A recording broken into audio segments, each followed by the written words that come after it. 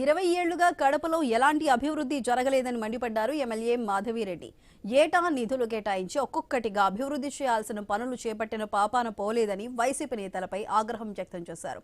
సమస్యలు తిష్టవేయటానికి వైసీపీ వాళ్లే కారణమన్నారు. 2 దశాబ్దాలుగా పేరుకుపోయిన సమస్యలను ఒక్కసారిగా పరిష్కరించడం సాధ్యం కాదన్నారు. ప్రభుత్వం నుంచి ప్రత్యేక నిధులు తీసుకొచ్చి అభివృద్ధికి కృషి చేస్తామన్నారు ఎమ్మెల్యే.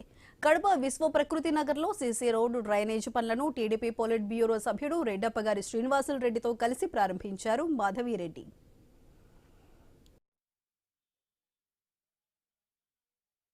ఏర్పడింది కనీసం 10% ఒక ఇయర్ చేసుకుంటా వచ్చినా కూడా ఆల్మోస్ట్ 50 to 60% రోడ్లు ఉండేటివి. దాదాపు కడపలో ఈ విశ్వ ప్రకృతి నగరే కాదు, దాదాపు ఇలాంటి ఏరియాలు దాదాపు 100-150 ఉన్నాయి. ఏర్పడి దాదాపు 20-30 సంవత్సరాలు అయినా కానీ కంప్లీట్గా అభివృద్ధి వైపున నిర్లక్ష్యం చేయడం వల్లనే ఇదంతా ఈ సమస్య. ప్రతి ఒక్క చోట ఎక్కడే కానీ డ్రైనేజ్ సిస్టమ్ లేదు. ఎక్కడికి పోయినా కూడా డ్రైనేజ్ సిస్టమ్ వల్ల ఒకరికొకరికి ఇబ్బందులు, సివిల్ డిస్ప్యూట్స్ అయ్యే పరిస్థితి ఉంది.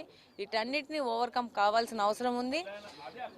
ఒక 20 సంవత్సరాల నుంచి అక్కుములేట్ అయిన సమస్యలని ఒక్కసారి తీర్చమని అడుగుతూ ఉన్నారు.